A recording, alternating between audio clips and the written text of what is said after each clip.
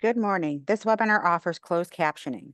Welcome to the City of Chicago Department of Business Affairs and Consumer Protection's free business education webinar. This webinar is being recorded and will be available at youtube.com/ChicagoBACP. There will be a Q&A session. All BACP webinars are part of the BACP Entrepreneur Certificate Program, which is a free program for anyone interested in starting or growing a business in Chicago.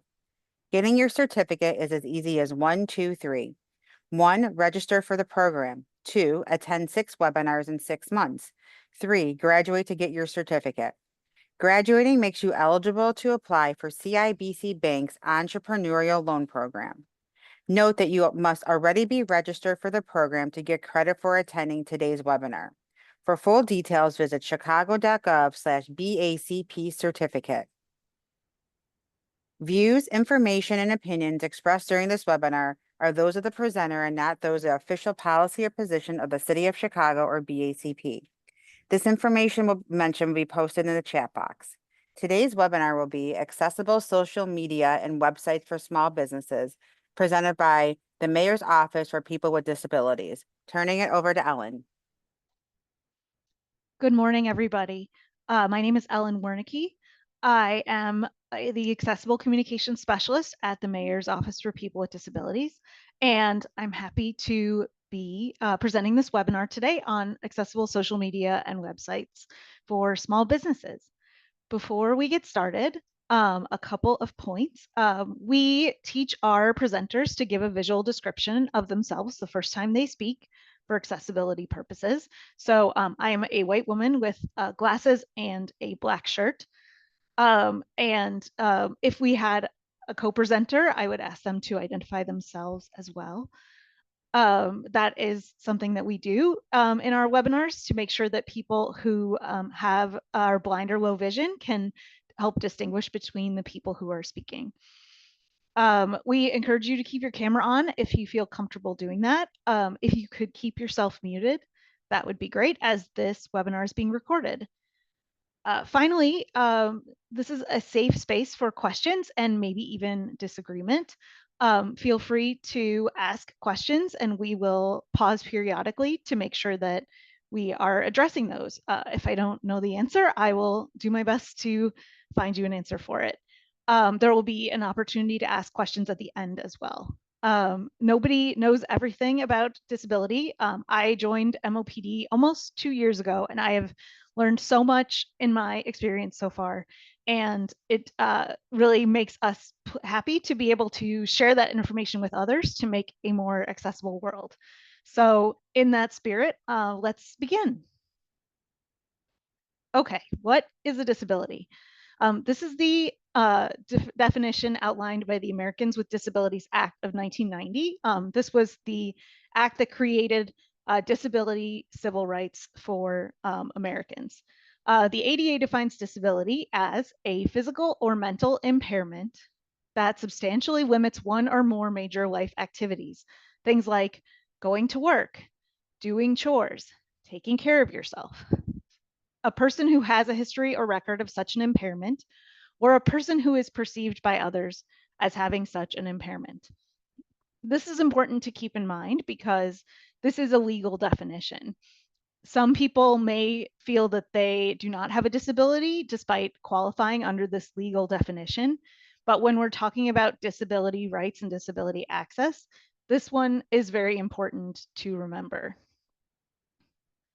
Also, having the comment about a person who is perceived by others reminds us that the idea of disability and who has a disability is always changing. It's affected by a lot of cultural factors. And sometimes we recognize behavior now as a disability that we may not have in the past. So that's another great reason for us to keep learning and to keep an open mind and listen to people with disabilities. In the United States, 27% of adults report living with at least one disability.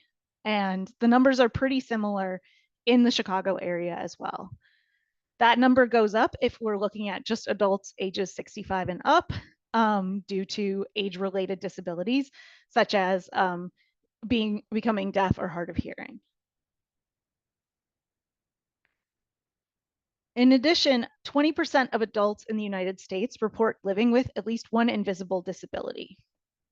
This could be something where there isn't a perceivable impairment or disability. For example, a cognitive disability, a mental health disability, something that they know, but they may not be able to or want to declare. So that's something else that's good to keep in mind when we're talking about people with disabilities. It may not be something that you can immediately tell about someone.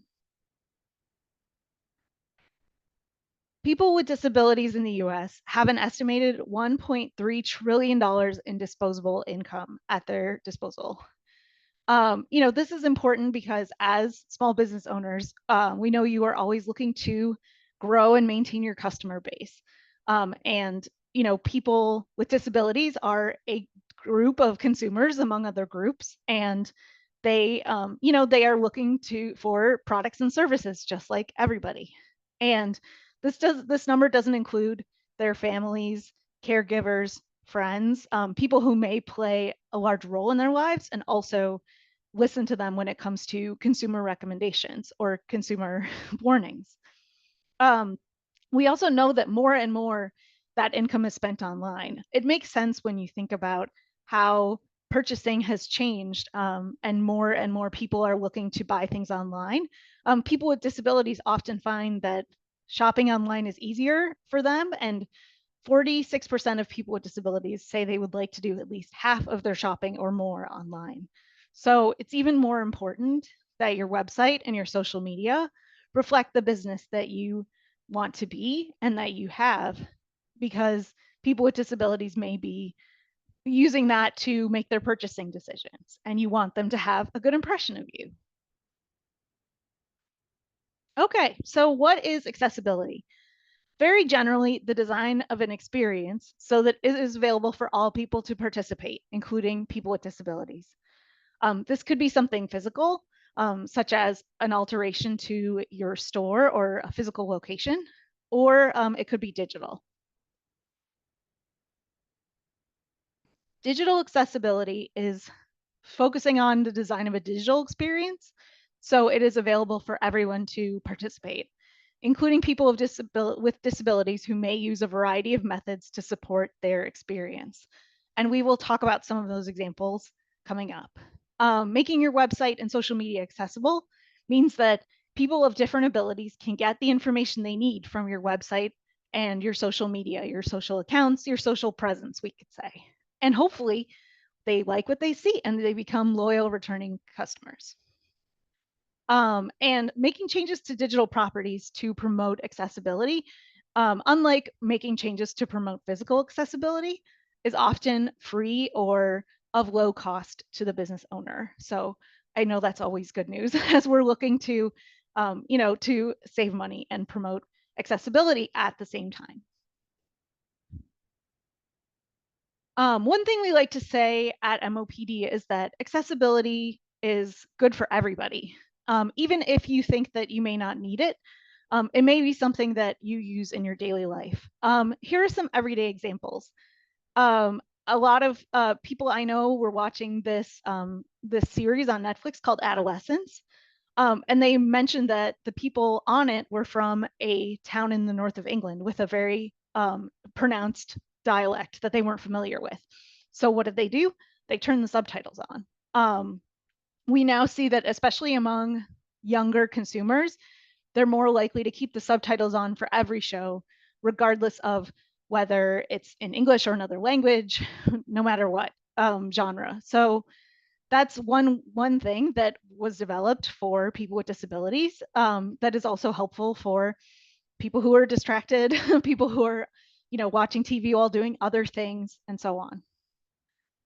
Reading mode in a website is another example of digital accessibility.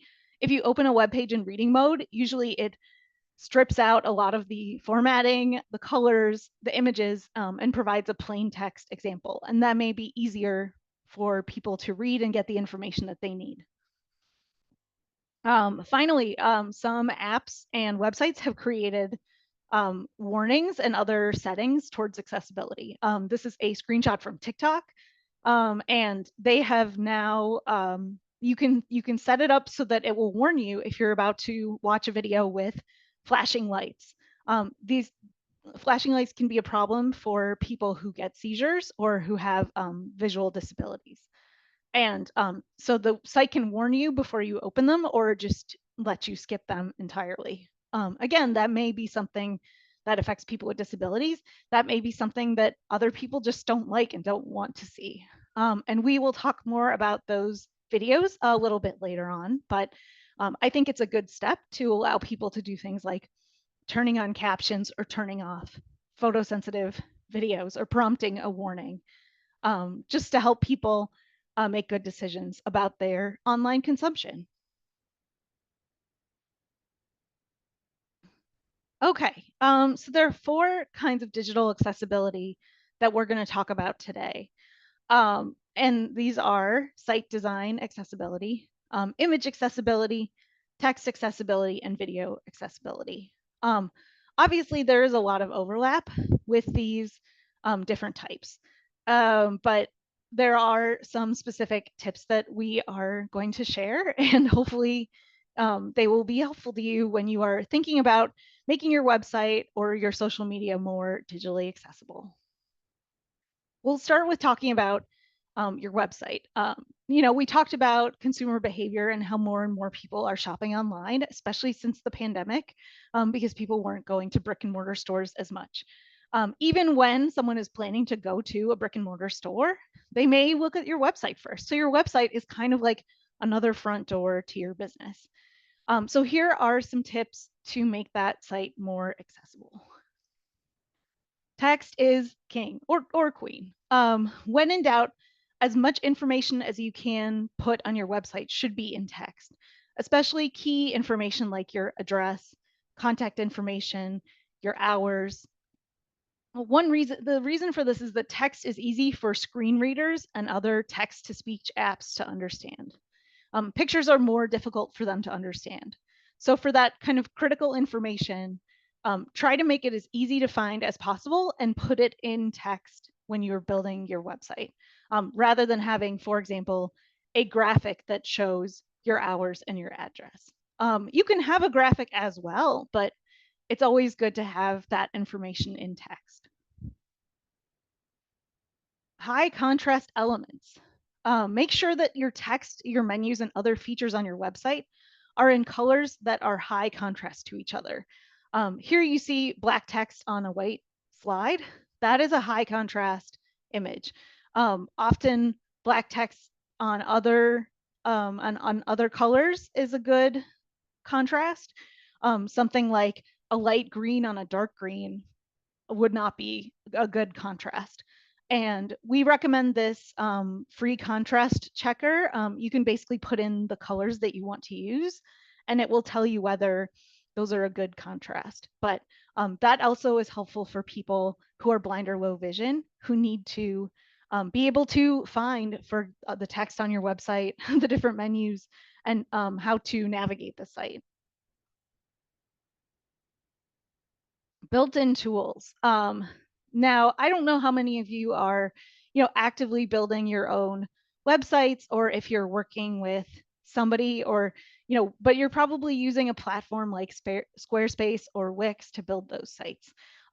Those platforms design to accessibility. So when they have tools like creating a headline, creating a table, creating a button, you should use those tools, because they make it easier for screen readers and text to speech tools to read their sites. And these are pieces of technology that help people who are blind or low vision, or who have other visual disabilities that may make it hard for them to read text on screens.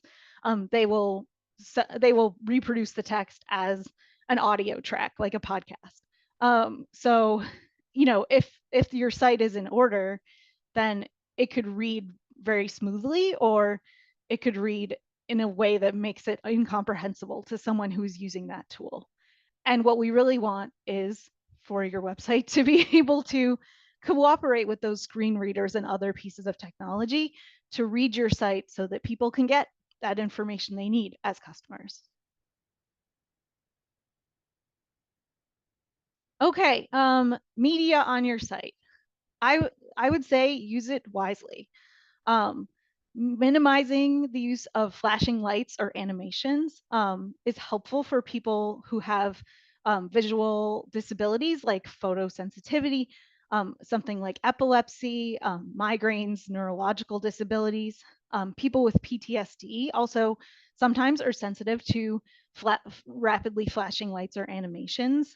Another option, if you feel like you have a piece of media, such as a commercial or an animation that shows off your products or your services, you could provide a warning in text or at the front of the video to say, this video contains the use of flashing lights. Um, you know, like, so people know before they play the video if it's something that they are sensitive to. And please don't let it autoplay on your site. That can be very overwhelming for people with sensory sensitivities or people who are neurodiverse, because it will automatically start playing and they may get disoriented. And again, if there's a flashing light or an animation in there, that can really bother somebody with a visual or neurological disability. Um, Animations, GIFs, and videos are really fun content to have on your website, but I wouldn't put any critical information like your business address, your business hours, the phone number, the email address in a animation, GIF, or video alone. So those can be fun extra pieces of content, but I wouldn't recommend having that be the only way to get your information, because that will put some customers off, unfortunately. In terms of your website, always check or ask someone else to check what your website looks like on a mobile phone. This is advice that it doesn't even necessarily apply to people with disabilities only. This is just good advice for your digital presence overall. I think we've all had the experience of going to a website and finding that our that the website doesn't really load or doesn't have all the capabilities that it would have on a desktop computer. We know that more and more people are using their phones for everything, from buying things, doing research, anything you can think of. So you want to make sure that your website looks good on your phone as well as on a desktop computer, because it's likely that more people are going to be visiting it on their phones. As a bonus, you could also ask people with different kinds of phones or tablets to see what your website looks like and report back to you. This is, kind of a standard for user operability testing, to see if, people on Android phones are having the same or a similar experience, or an iPad or an Amazon Fire tablet. You want to make sure that people are getting the same or a similar experience when they're on your website, no matter how they are approaching it. Um, Make sure you have an accessibility contact line on your website somewhere. If a customer's disability prohibits them from filling out a form, reading a menu of options, or otherwise visiting your business, it would be great to put on your website a place that they can email or call if there's something that they need from an accessibility standpoint. For example, someone who is deaf or hard of hearing may not want to place an order in person, because they use American Sign Language, and they may believe that if they come into your business, they won't be able to find someone who uses American Sign Language there. So, and using a phone wouldn't necessarily work for them. So they may want to submit their order over email. So it's great to put some kind of boilerplate on your website indicating that you are open to, processing orders or, helping consumers in a way that is not, if they have an accessibility barrier, using the regular ways that you take orders. So I created this this boilerplate one here, for my imaginary business, Ellen's House of Coffee. It could say something like, Helen's House of Coffee is committed to providing all of our customers with an excellent experience. If you have a question about accessing our store business, please email or call. It's good to provide multiple ways for people to contact you also. And may I suggest, if you're going to add this to your website, you could also post about it on your social media during July. July is Disability Pride Month. It's the anniversary of the signing of the Americans with Disabilities Act. And so that might be a great way to say, hey, we have this on our website now. We're committed, and we'd like to keep serving our customers. Just a little suggestion from your neighborhood social media expert. Before we move ahead to image accessibility, are there any questions from the chat?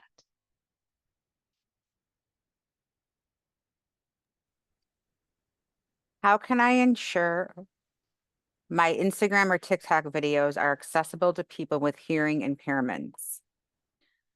This is a great question. We are going to talk more about video moving forward. So if you could hold your questions for after that, but essentially, making sure that there are captions on videos, and you could also create a video description track, and we can talk a little bit about that a little bit later. Great question, though.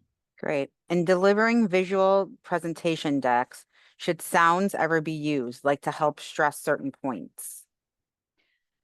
I think it's okay to use them, but you may want to put a label on the presentation if you're using a sound.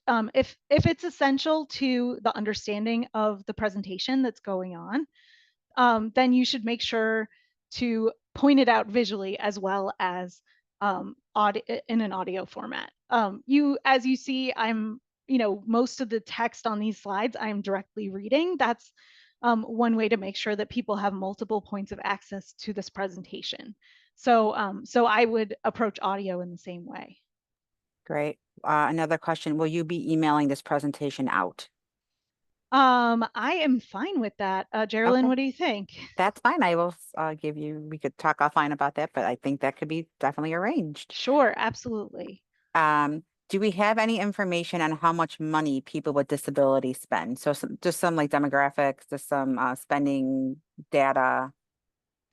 I could include that when we send out the deck. I Okay. did pull some research about consumer spending. This was something that we looked into a lot when we were um, putting together trainings for last summer's convention, because the DNC, because it brought so many people to Chicago, and we knew that a certain number of delegates had disabilities. But obviously, when we think about people who are visiting Chicago, a certain percentage of them are probably have a disability, and when one person in a family group needs an an accessible feature, then that affects everybody who visits. And it's not just about visitors, obviously people in Chicago too. But yeah, I can send out some research about consumer spending from people with disabilities after the call. Okay, great. And don't forget this webinar is being recorded and will be at youtube.com/Chicago BACP. And I would also put that in the chat. Um, Next question. Can you give a blurb suggestion that can be used to support people with disabilities? Um, sure. I Let me think about this. I think that something like what I've just outlined, when you talk about all customers with an excellent experience, you could also say, regardless of ability, you could also say, we are committed to serving all of our customers and meeting them where they are. You could talk about inclusion. We could talk about, I think accessible is probably the word that you most want to use there. Making our business accessible or making our products accessible to everyone. And again, we've talked about how some adaptations are useful for everybody, not just for people with disabilities. For example, if you've ever pushed a stroller in Chicago, you really learn how many places have a couple of little steps in the front or don't have elevators that are working. This can be a very huge barrier to people who use wheelchairs or other mobility aids. And it's also a pain for parents pushing strollers. Okay, great. Do vending businesses or mobile pop-ups need to meet any digital accessibility standards for QR codes, menus, or order forms?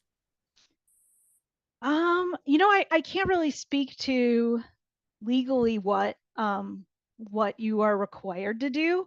I would say that it's worth exploring what access features are available for like a vending machine in terms of something where someone can push a button to have the choices read out to them or like you if you're buying or renting that from another company, they probably have those features built in. So I would definitely make sure to ask about those. Sorry, I can't be more specific. No problem. And that is all the questions for right now.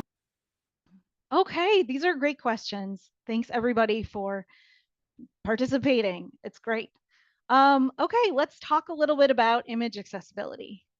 Um, when we post pictures, whether it's on our websites or on social media, we want to make sure we have a written description, either underneath the photo or as alt text. Alt text is a field of information that you can add to a picture online, including on platforms like Facebook or Instagram, that describes what is in the picture.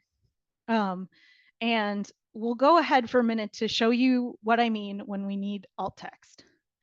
Okay, on the left, we have a picture of wheelchair racers at the start of the Chicago Marathon. If you are blind or low vision and you are using a screen reader and you don't add alt text to this image, here is what you will hear. You will probably hear your screen reader say image, and and with no description.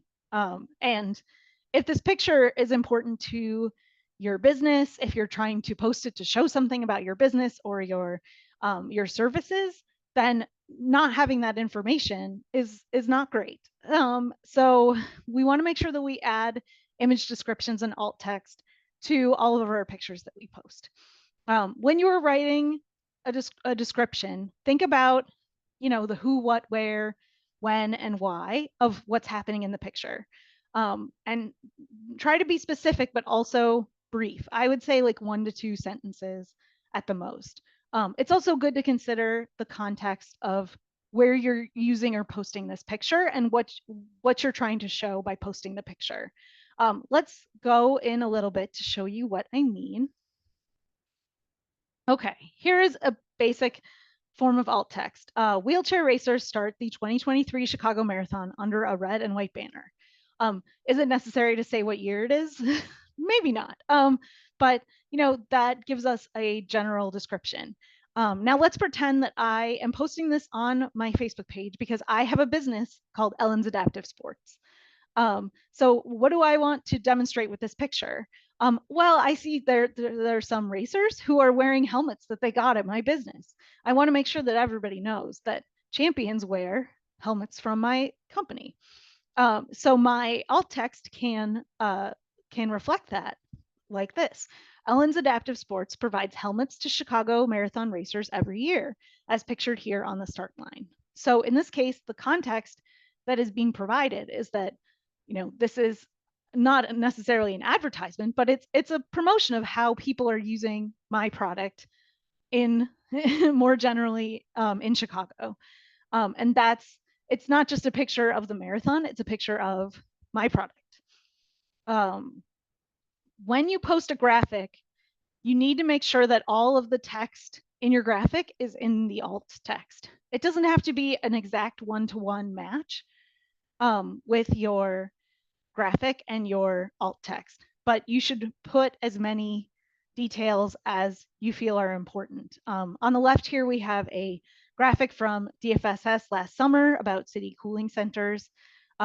We are on a crusade here at MOPD to have graphics with a little bit less text than this. But I know that there's a lot that needs to be communicated in alerts like these. We also wanted to give anybody who is using a screen reader a sense of what the graphic looks like, what image it conveys. So our first sentence says, beat the heat summer graphic with a sun and an orange background. DFSS 6 community service centers will be open from 8 a.m. to 7 p.m. due to the heat. Call 311 to find your nearest cooling center and for well-being checks. Libraries and parks are also serving as cooling centers. So what I did was I condensed the information on the left side in the graphic to put into the alt text.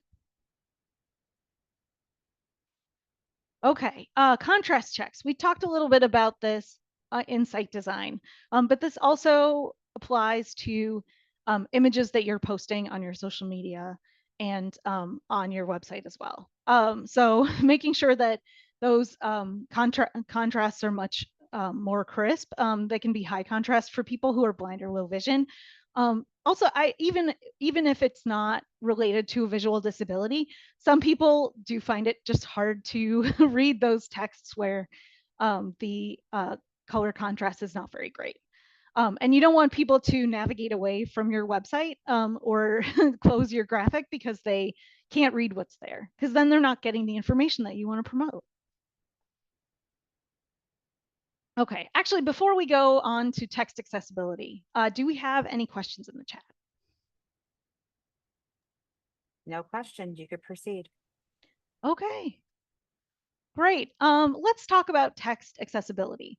When you're writing your social media, you want to make sure that your text is accessible.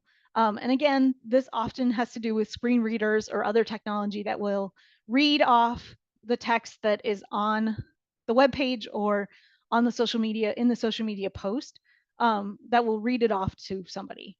When you use hashtags, you should capitalize individual words in the hashtag. Here's a post from DCase, I think from last year, that shows this off. We have capital M, a capital P for Millennium Park. We have capital L, capital M for Latin music.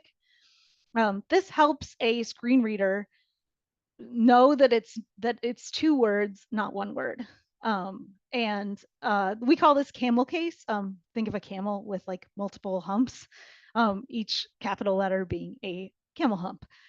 Chicago Blues Festival, same thing. This tells the screen reader, okay, there are 3 different words here. Here's the first word, here's the second word, here's the third word in a hashtag, where otherwise there would be spaces. Okay, we talked about camel case. Emojis. Everybody loves an emoji. I certainly use a lot of them myself. But when we're writing social media posts, we should try to use them sparingly as word replacements to avoid miscommunication. So rather than using, you can use one emoji at a time, but if you use multiple emojis in a row, a screen reader will replace each emoji with a piece of text. So for example, if you write thank you and then 5 clapping emojis, the screen reader will say, thank you, clap emoji, clap emoji, clap emoji, clap emoji, clap emoji. That's pretty annoying and it can distract from your message, which was to say thank you. The best way to do these is to use instead of using several for emphasis, use one. The best placement is at the end of a message in text. And try to avoid the old school type of emoticons, which are just pieces of punctuation, because the screen reader will read this as colon parentheses, and then people won't know what you mean. Plain language. Plain language allows your audience to understand something the first time they read or hear it. This is a way to make sure you're communicating essential information about your business on your social media. There may be times when you want to use more fancy language, but when you're communicating things like store openings and closures, major events or sales, tickets going on sale for an event, try to use active tenses and short phrases Avoid idioms or expressions that your audience may not be familiar with. And these are all tips to help us better serve our audiences. Because when we're trying to communicate, we want these things to be as clear as possible. Here's an example, and I wrote this, so I will apologize in advance because it is pretty cheesy. I imagined, let's say I was promoting an event where MOPD was giving out free hot dogs. On the left side, we have hot dog, Windy City residents can't get enough of this tasty treat, so we're putting on the dog gratis at MOPD CWCC this Sunday. Then we have 12 hot dog emojis. Now we've talked about why using 12 emojis is maybe not the best way to make clear communication, but at least I put them at the end, right? So what are some ways we should change this? Saying that we're putting on the dog gratis, that is not clear. Free hot dogs is much more clear. Abbreviating MOPD and CWCC is something that our audience may not recognize. And I'm sure in your business, you have acronyms that you use all the time that you never would think twice about. But if your customer doesn't understand it, then that's not a great way to communicate. We are always trying to put ourselves at MOPD in the shoes of people who are coming to us who don't recognize Central West Community Center as CWCC and other acronyms like that. So here's our updated post. Chicago loves hot dogs. Join the mayor's office for people with disabilities this Sunday. So that's another piece of information that wasn't in our first post. Well, it was at the end. It was at the end of our first post. My mistake. At Central West Community Center, give the address for free hot dogs. Simple, clear, no, less communication about the tasty treat, what's happening, and making sure to provide the address. Now, if you're posting on your own business's social media, it's unlikely that you need to have the address posted on every post, but you should make sure that it is in your profile on Facebook or in Instagram. This is actually a very big pet peeve of mine, not to go on a tangent, but I get lots of Instagram ads for travel, and I get many, especially ads from hotels. But one thing that these ads don't tell me is where the hotel is, which is a very important piece of information if you're planning a trip. Like, am I going to, Washington State? Am I going to Wichita? I don't know. So it's, make sure that you have your street address on those profiles as well if you have a brick and mortar location where it makes sense for people to know where the address is. If you're running a virtual business or you're, working from home and it doesn't make sense, then obviously there's no need to do that. All right, before we go into video accessibility, do we have any questions in the chat? We're getting a lot of great feedback, Okay. great information. Let's see. Are there any grants or incentives for making a business more digitally accessible in Chicago?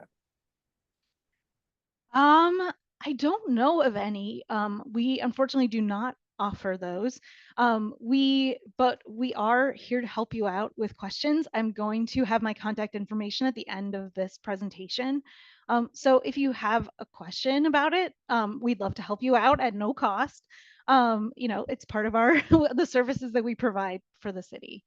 And we would hope that, customers will see those and, make positive decisions based on the accessibility that they find with your business. Great. Where can I find templates or checklists to make my website and social platforms ADA compliant? So we have some of those checklists on our website, and I can send out a link to those resources after the call as well. I can also recommend some other resources. A lot of colleges and universities have good resources if you're looking for a checklist or reviewing an explanation of some of these different accessibility features. So I can recommend a few of my favorites. Great. Is there a recommendation on how large font sizes should be in presentation deck? Yes, 18-point font is the minimum that we recommend for a presentation. Obviously, we don't know how everybody is reviewing this presentation. You could be on your phone, on an iPad. in the corner of your screen as you're trying to get something else done. But 18 point is the minimum that we recommend. Great. That's all the questions. Terrific. These are great questions. And yeah, I just want to underline that, it's okay to not come away from this and be ready to make everything accessible all at once. It's a process that that we're all working on together. And, to that end, MOPD is here to be your partner in that. And we'll talk a little bit about more of our training information at the end of this presentation. All right, let's talk about video. Um, the most important tip, I think, in video accessibility is to provide captions. People can automatically turn on their captions on platforms like YouTube, or you can build them into your video. Um, there are different types of captions. We at events, we have real-time captioning. For example, when the mayor was inaugurated, they had a person there sitting with a special typewriter who was typing the captions in real time as people spoke. It's an incredible skill, and a skill I do not have. But another option is to upload captions or correct captions on a video after you upload it. For some videos, it may make more sense to include them in the design. But no matter what option that you choose, always double check what is in your captions, especially if you use an automatic generator. For example, YouTube, when you upload captions, it will generate captions for you on your video when you upload the video. But those captions are not always correct. The auto captioner, and we'll talk about this in a minute, often has trouble reading some things. So it's important to review those captions, just like you would review another document. Another option, especially if you have a longer video, is to provide a transcript. You could add it to a web post with text or a link. You could even on your website have a section if you have a long video, such as an interview with you, the proprietor, about your business. You could add a transcript below that. It's also helpful to provide visual description in that transcript for people who may not be able to perceive the video due to being blind or low vision. Automatic captions. This is a tool that many video platforms and many social media platforms have. And this is a great backup option. But it also struggles with some of the most critical information we're trying to convey. It has a lot of trouble perceiving website addresses and acronyms. You don't want someone to watch a video about your business and then at the end, the caption doesn't give them the correct website, so they don't find your business because they can't find the website. That's tough. It also has a lot of trouble with proper names. I was watching TV a couple of years ago, and somebody named Patrick Cipollone was on, and the captioning kept saying Patsy Baloney for probably 35 to 45 minutes, and I really felt bad for the guy. That's not his name.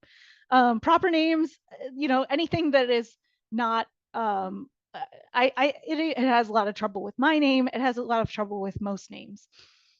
So if you're using automated captions generating for your video, go back and double check those just for spelling, especially if your business has any kind of non-standard spelling. It includes a word that is not in the dictionary.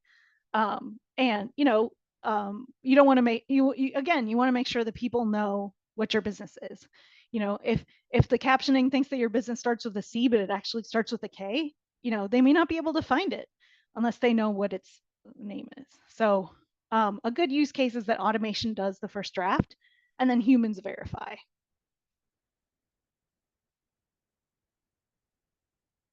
Okay, audio description. This is a advanced level of video production where, along with creating the captions, just with the text of what is being said, it also provides information about what is happening in the video visually. So it's intended for people who are blind or low vision and have have no visual awareness of what's going on in the video. So it could describe where you are. And this is something that actually, if you want to go on Netflix, you can turn on audio description for a show to get a good example of what that is like. If you're thinking about a television show, if someone is a character is making a speech, are they making it in a 11th grade classroom, or are they making it in the Middle Ages to an army? Like, this is the context that matters when we're talking about visual content. So an audio description track will often take a lot longer to go through the content of a video because it's describing things like, are there people speaking?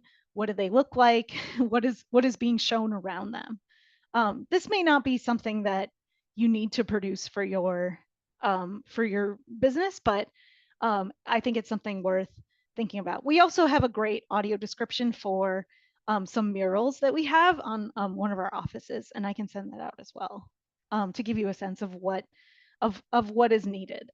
Basically, you're trying to replicate all of the information that someone would get from watching a video, but in narrative content.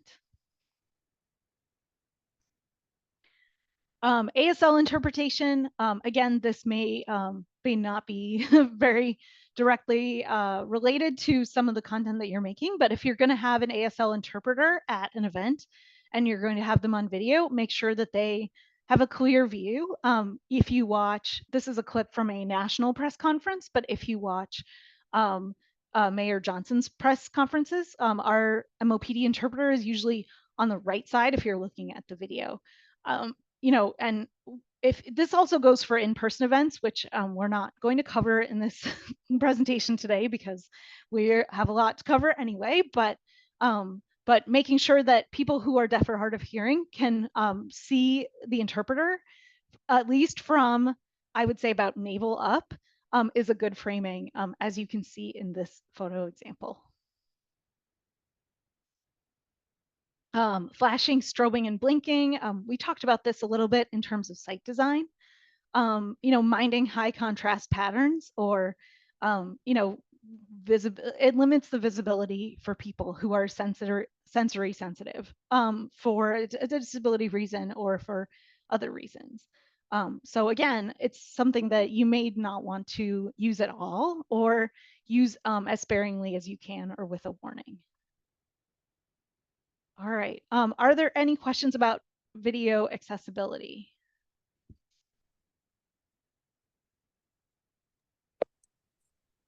Nope, you could proceed. Okay. All right. Okay. We are getting to the end, but here are my key takeaways from this presentation. In general, having multiple points of access and ways of delivering the information that people need about your business are better than one way. If your business, if you can only order from your business by phone, then you may lose any customer who would be more comfortable ordering online, or is more comfortable even sending an email requesting the thing that they need. So making sure that people can find those points of communication and find them on your website and your social media as well. Why do we do this? For better outreach, more community access, and effective communications. For MOPD, that means promoting our upcoming events, making sure that Chicagoans with disabilities are aware of programs like, getting a personal assistant to help them with chores and grocery shopping, making sure they're getting assistive listening devices, or that they know that they can book an ASL interpreter. This is all part of our job, and we can't do it alone. we hope that everyone can help us, and that's why our small business owners are so important to us, to make sure that we are making the city more accessible by making sure that our communications are reaching everybody. Consider your customers in person and online, and take their feedback to heart. If people let you know that your website is hard for them to navigate, I would consider giving it a second look, or asking someone to look it over. If you can, try not to take it personally. I know that you all are very invested in the success of your ventures, and we're invested in you too. And that's why we want to make sure that your customers can find you and can patronize your business and continue to patronize it. Our small business community is really important. We're here to help. I will send out some resources through BACP after this call. We're also happy to provide referrals for, kind of local services like captioners or interpreters. MOPD also provides training, disability awareness training, accessible meeting training. We have a special training on service animals, if that's something that you find yourself often dealing with in your store or place of business. These trainings are all offered at no cost to any business in the city. So I can put you in touch with Claire Stanhope, who is our main training officer, and she can get you started with those. And for quick questions, I'm always available. I mean, not 24/7, I suppose, but I try to get to and help as many people as I can as far as digital accessibility. It's very important to me. If you want to learn more about disability and different things going on in the disability community, we have a podcast. We are on Spotify, Podbean, and YouTube. Our podcast is called All Access. We feature interviews with a lot of different people working in the disability community and in Chicago more generally. For example, our last interviewee was a comedian and actor who uses a wheelchair, and she hosts a web series about with other wheelchair users. We've had Paralympians on, we've had actors, we've had all kinds of different people, and we've also had the mayor on, as you can see in this picture. So that's a great way to learn more about different issues addressing the disability community in a really fun and interesting way. So we'd love it if you check that out if you're more interested. Okay, are there any other questions? Lots of great information, great information. We do have 2 questions. Sure. Will you please remind us of the preferred font for readability? Sure. Any font that is, we call it sans serif. So a font like Arial or Helvetica would be good. Ironically, Comic Sans is a very good font for accessibility, even though your designers may not appreciate the way that it looks. But yeah, something that has a minimal flair to it. Verdana is also a common built-in font that is helpful. Okay, great. Circling back to alt text, what is a general rule of thumb for the right amount of text? I think we try to go for 1 to 2 sentences. And this is another case where AI can generate a piece of alt text for you, but it's usually not very helpful. Usually when I feed in, let's say I fed in a picture of our commissioner, and her service dog, it would probably say photo maybe of a person and a dog, which doesn't give a lot of good context. But I think 2 or 3 sentences at the max, but I think most of them 1 to 2 is sufficient. Great, thank you. So getting a lot of great information. Thank you so much. Again, the webinar is being recorded and is at www.youtube.com/Chicago BACP. And I also put that in the chat for everyone. Just another quick question. For alt text, does including the names of the people on the photo help SEO? Yes, I think it can. But I wouldn't include that information unless you feel that it's relevant to why you're including the picture. Perfect. Great. They're all saying thank you. So thank you everyone for attending. Ellen, thank you so much for this great information. Hoping everyone has a safe and warmer weekend. Absolutely. Take care, everyone. Thank you again. All right. Thanks a lot.